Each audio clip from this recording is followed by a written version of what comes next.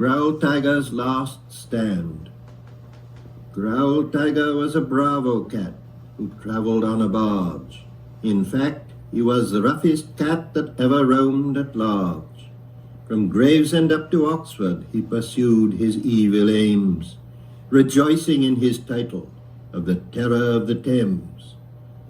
His manners and appearance did not calculate to please. His coat was torn and seedy, he was baggy at the knees. One ear was somewhat missing, no need to tell you why, and he scowled upon a hostile world from one forbidding eye. The cottagers of Rotherhithe knew something of his fame.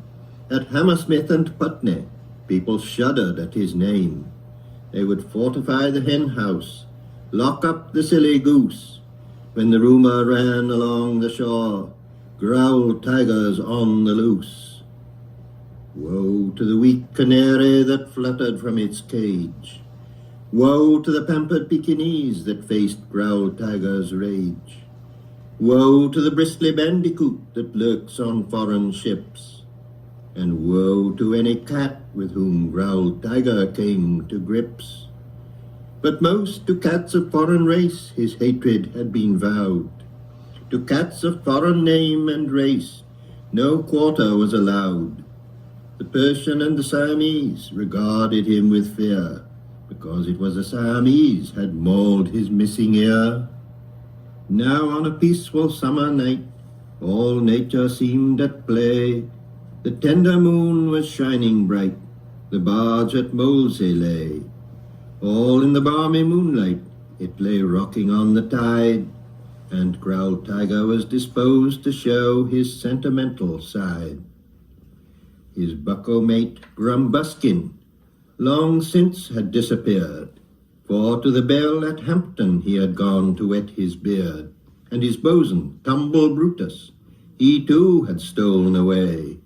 In the yard behind the Lion he was prowling for his prey.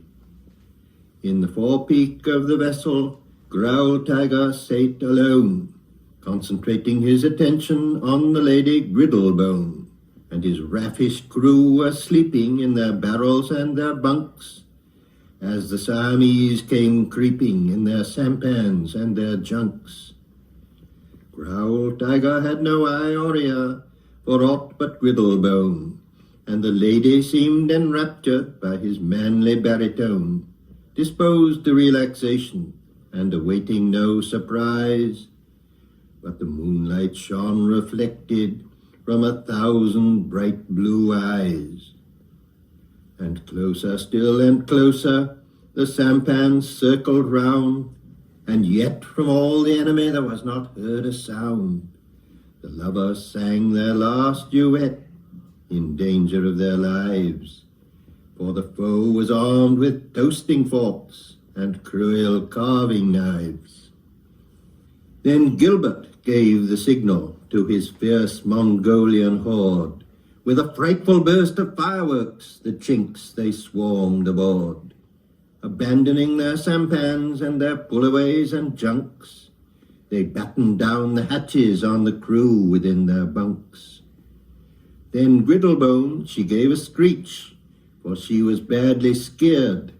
I am sorry to admit it, but she quickly disappeared.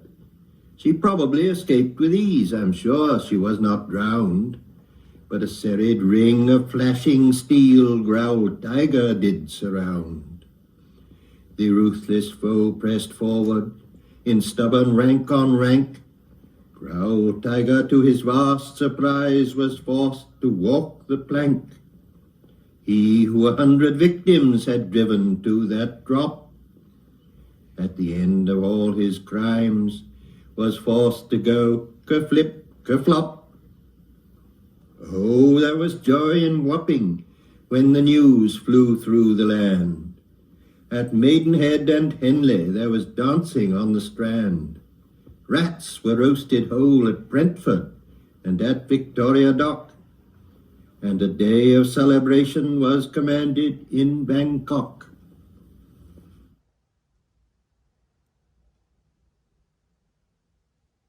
What if I told you that instead of doing this,